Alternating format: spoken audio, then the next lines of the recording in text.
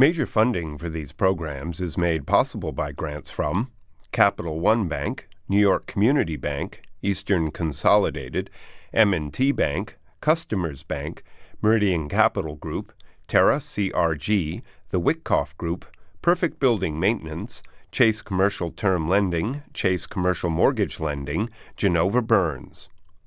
Additional support is made possible by AKA Hotels, Corman Communities, AmTrust Title, Aerial Property Advisors, AVR Realty Company, Bank of America, Merrill Lynch, Bank Leumi USA, Briarwood Organization, CBRE, Citizens Bank, Connect One Bank, Colliers International NYC, Collins Building Services, CPEX Real Estate Services, Dime Savings Bank of Williamsburg, Douglaston Development, Levine Builders, Fisher Brothers, Flushing Bank, Friedman, LLP, Hendler Real Estate Organization, Hersha Hospitality, HAP, Investment Developers, Hodges Ward Elliott, Inc., Investors Bank, iFunding, James D. Kuhn Real Estate Center at Syracuse University, Kilroy Architectural Windows, Madison Realty Capital, Matone Group, Mercantile Commerce Bank, New Banks, Newmark Grubb Knight Frank,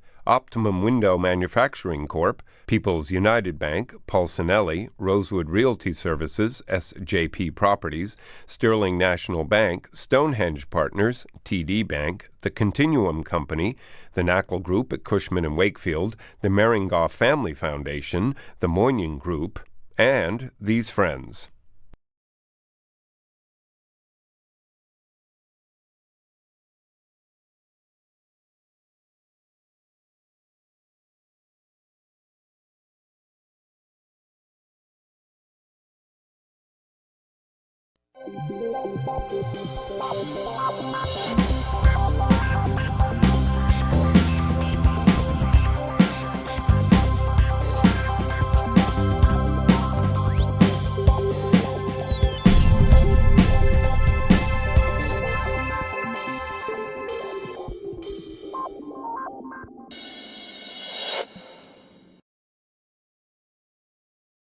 Regulators. There are these people who are changing the banking scene. Regulators, low interest rates, it's really having a major effect on banking. So today I've assembled this group of distinguished bankers to provide me and my audience a little discussion on what the banking looks like in light of all the regulation, Dodd Frank, and so on. My guests include George Maroulis, who is the New York Market President for Customers Bank, Brian Smalley, who is the Director of Real Estate Lending for the Amalgmated Bank, also known as the Union Bank. Yes. Kevin Lynch, who is the Chairman, President, and CEO of Oritani Bank. And last but not least, David Bagatelle, who is the Executive Vice President and the New York Market President for Sterling National Bank. So we have a $4 billion, close to $4 billion, a $10 billion, and a $14 billion. What effect is the regulators having on your day-to-day business? You know, there are new rules. The Dodd Frank has been around for about 7 years. You know, where do you see this, Georgie? Well, it's a sign of the times, and you have to address it at will. We are a bank that's accustomed to being a far bigger bank through our leadership, Jay Sadu, who is, of course, the CEO of Sovereign. So we haven't quite seen regulators as we've seen them today. But we're adjusting accordingly, and hopefully not eroding too much of our efficiency. Now, your bank, going back, talking about regulators, about when you joined the bank, or even before, the regulators, as they would say, they were there on a daily basis, perhaps. Yes. So we had guests most of the year. We're doing much better now, I think it's safe to say, and the biggest pressure now is figuring out how to do sensitivity on the portfolio and looking forward. So for my audience, what do you mean by sensitivity on the portfolio? Looking at industry trends, where rates are going to be in 5, 7, and 10 years, trying to figure out where NOIs are going to be, whether there's any softening in the market, and what's going on with local neighborhoods, all of the above. You've been around a long time. Yes. How much harder is it to be a banker today than it was when you joined the bank years ago? It's much harder. The regulators have made every transaction include a lot more factors to consider. and the amount of the type of loan you've made before, and know your borrower. A lot more information required. There's quite a bit of regulatory burden, but we have to live with it. It's But you the were law. saying to me before, you've had great relationship with regulators, but they came in and they question. They're not happy with just good results. They want to see a lot of backroom support. They want to see that you know your portfolio and you've got analysis of your portfolio by types of collateral. You set limits by types, and you really understand your portfolio from top to bottom. And they just don't want to see just good results. You got to prove you know your portfolio. David, you've been around enough banks and your 25 plus year career in the business.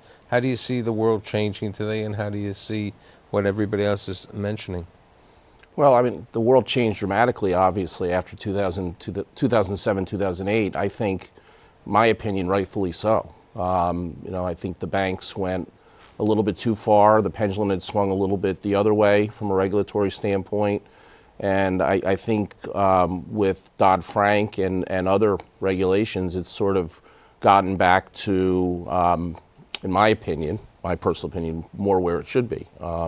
We're seeing things right now where some of our competitors are reverting back to doing things back in 06, 07, 08, which just don't make any sense, which just tells me that, if the regulators were to, if some of these players were to go unchecked, we would be right back where we started again. I mean, we treat the regulators, we have a very good relationship with our regulators. We're a national bank, so the OCC, and we also have a holding company, so the Federal Reserve, those are our two primary regulators.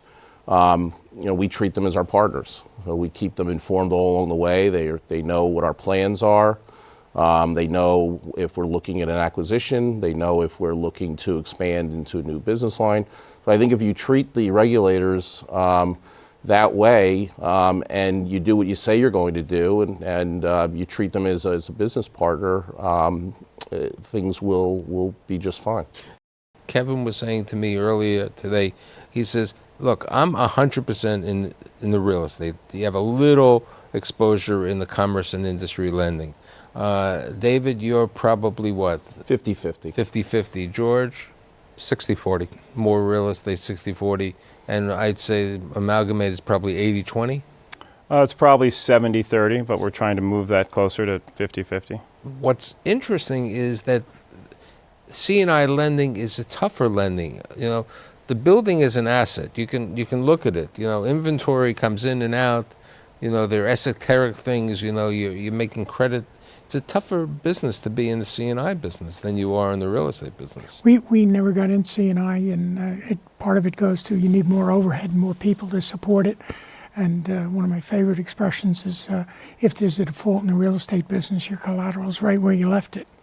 And you don't have a problem of finding it, and valuation doesn't really get affected as much as C&I collateral. But you take a bank like Sterling, which at one time, pre-acquisitions and everything else, was more, I'd say probably 80% in the C&I lending and 20% over there.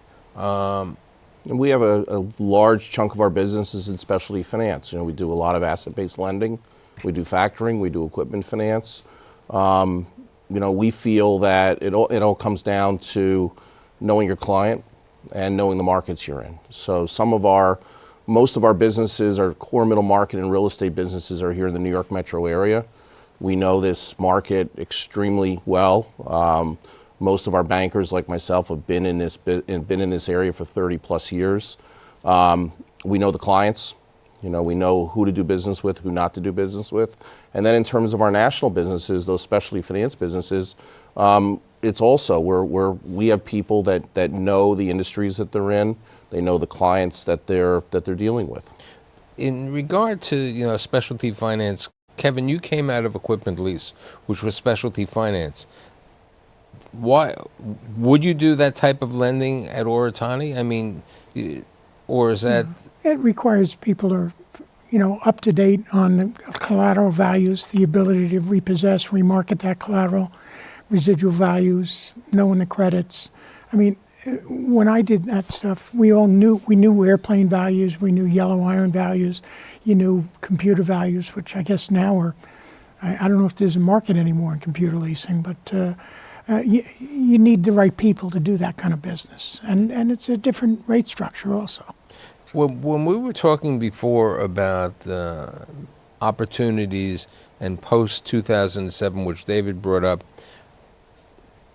right after 2008, it was difficult to get a bank line, to get a bank loan or something like that. Today, borrowers are coming in because of the market, as we were saying, from non-bank lenders and other people out there saying, I want 5 years interest only. Now, the regulators would look at that and they say, how are you doing 5 years interest only? But there are banks who are doing 5 years, 7 years interest only. That's why they're not here. But what I'm saying to you is that's risky business. No amortization, the changing of the loan. What about the term which is, lucky I don't have any developers on this show, recourse, where the person is guaranteeing? Is there recourse on any of your real estate loans? It depends on the type of loan, but most of it's non-recourse. David?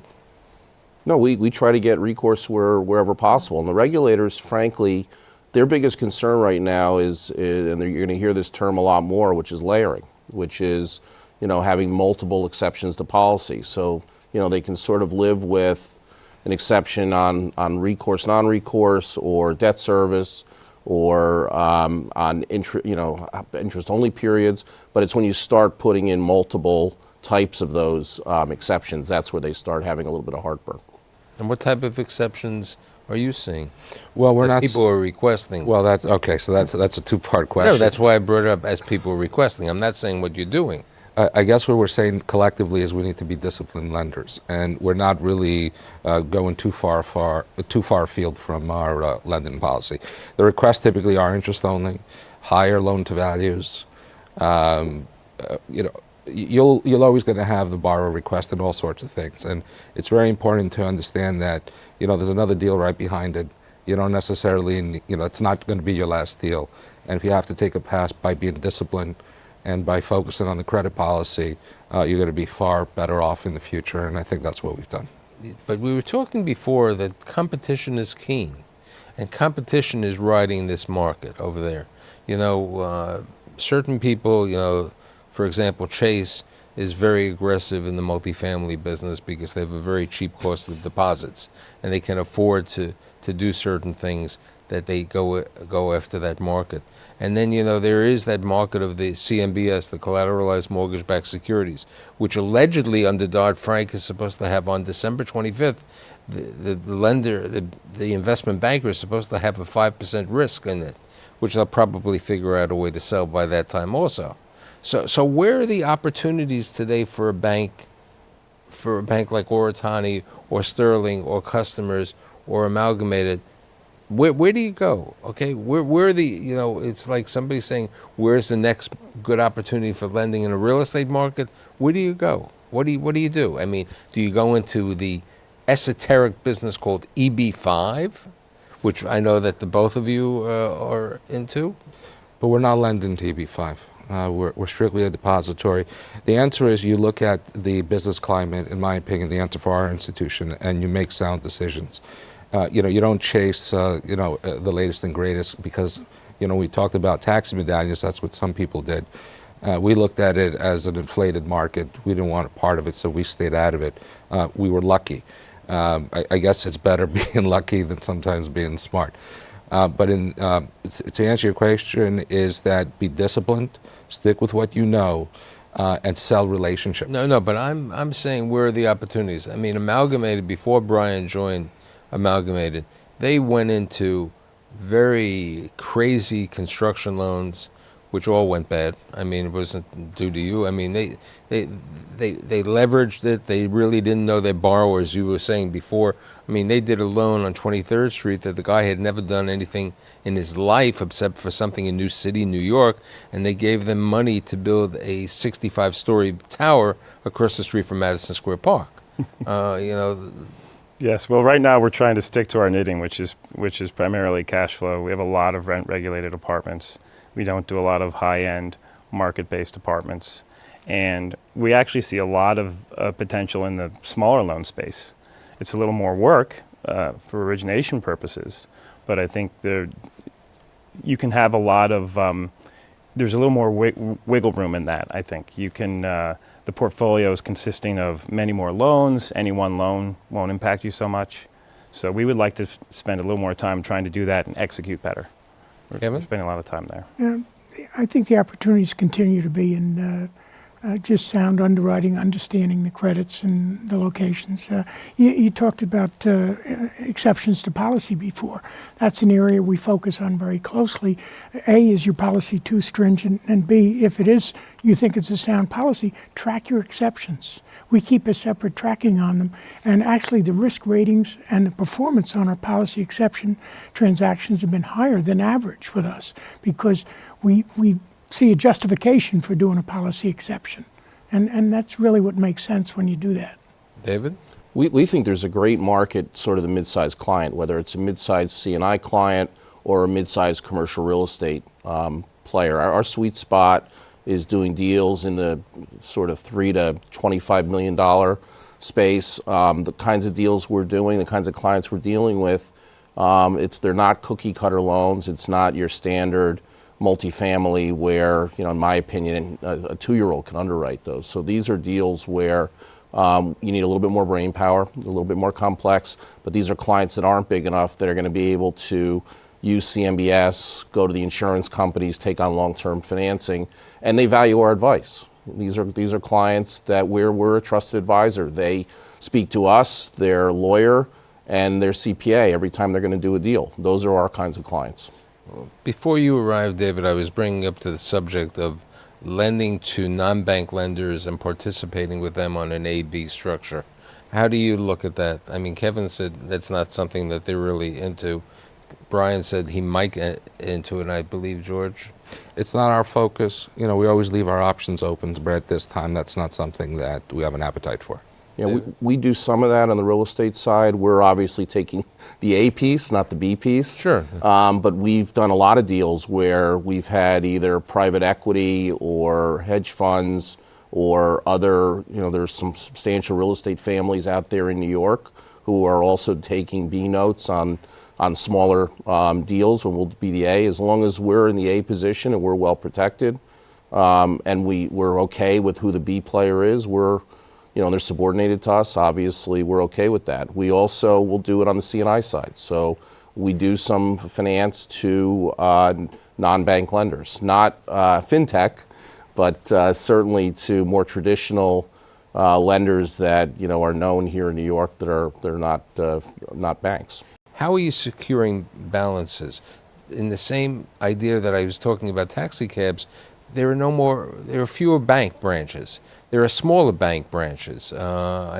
Commerce, as TD has announced that they are cutting down the size of their branches and reducing their branches. HSBC has closed a number of branches.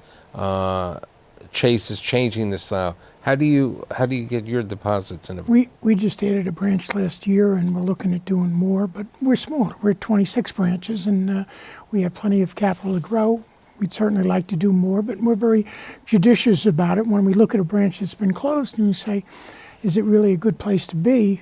Especially if you see a big bank walked away from it, still has a lease obligation for a long time. We're looking at some where the TD or some other big name bank is on there for $125,000, $150,000 a year, and we wouldn't pay more than $75,000 for it. David, what about you with branches? When I joined Sterling, or the predecessor to Sterling, virtually 100% of our deposits were retail deposits. At this point, it's about a quarter. And the other 75% that are not retail deposits are more or less part of our commercial financial centers, which are basically branchless. They're commercial branches. They're upstairs, second, third floor.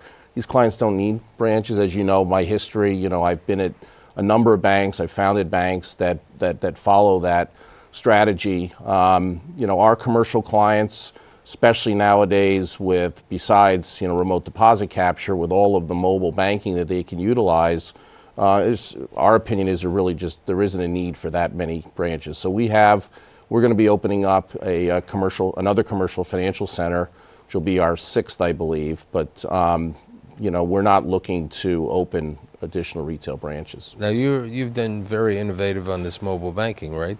We've been innovators on that front, but in our core business, it's been bringing on teams that have relationships, that migrate the relationships to you, and we bridge the gap with technology.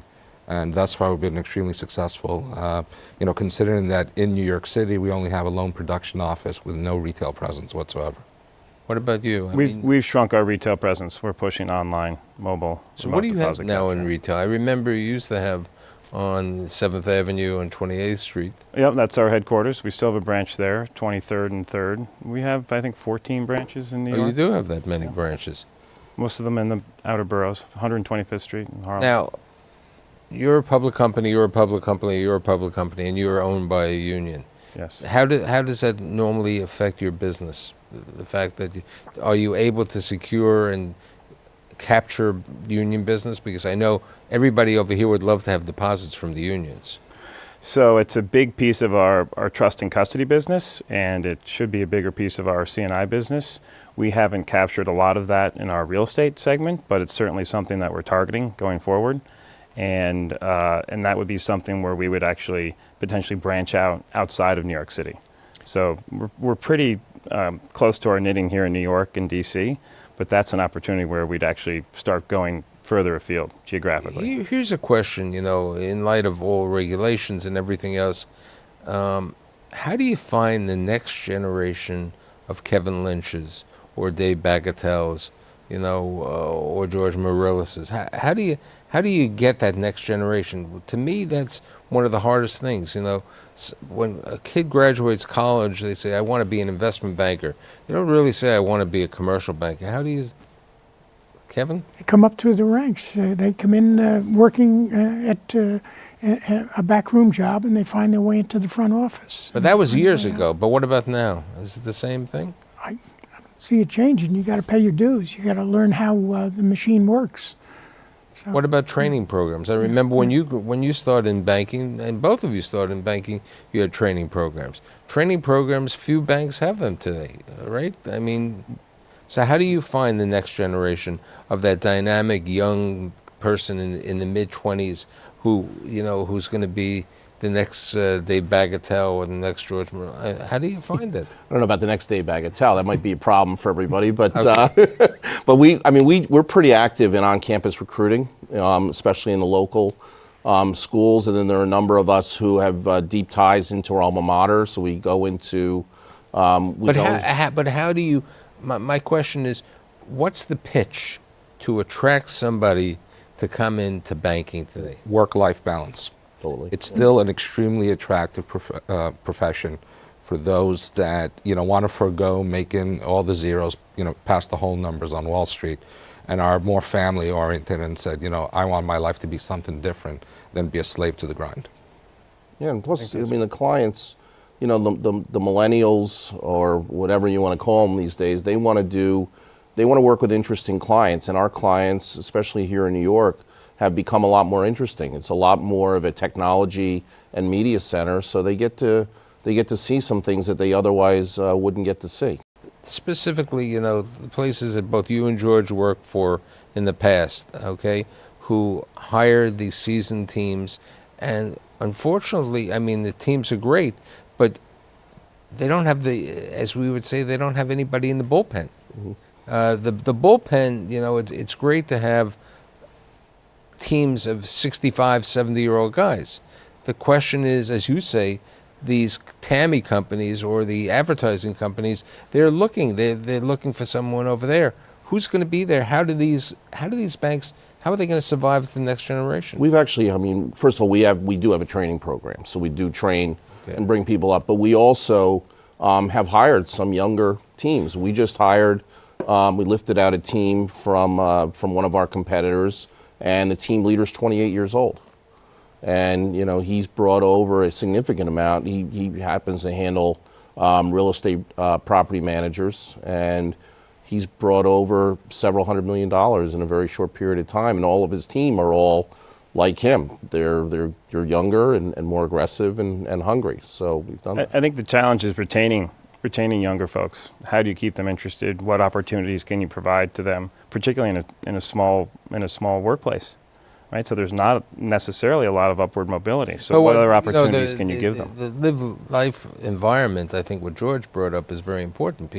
Quality of life is important, especially for the millenniums. You know, it's a different world, than it was. I mean, yes, nobody's working 20-hour weeks. You know, we're not working 7 days a week. It's probably the number one factor that keeps our group where it is currently. I think what happens is, if you're going to secure the next generation, your senior management has to have the type that it's a one-on-one relationship, and it's a personal relationship. People want to be more personal than it was. You know, I hate to say the former chairman of Sterling, it was Mr. Okay, he lived in a certain way. It's an open door today, I'd say, to get the people, because that's how you're going to attract and retain. And part of the way you attract and retain, and we just brought it up and we just have a brief idea, is how do you incentivize? Is it commission or is it bonus? I think job satisfaction is the word. They have to find a job they like. They have to have the work ethic, want to keep working hard and advance in their career. You got some people who want to do that. They're willing to take on more, and others who are looking at the clock and saying, I don't want to be pressed too hard. And I think the person looking at the clock is not going to be able to grow and develop. So I think we've had some interesting conversation about the changing world of banks, especially in light of Dodd Frank, and changing competition and opportunities. And I'd like to thank George, Brian, Kevin, and Dave, and I'll see you next week.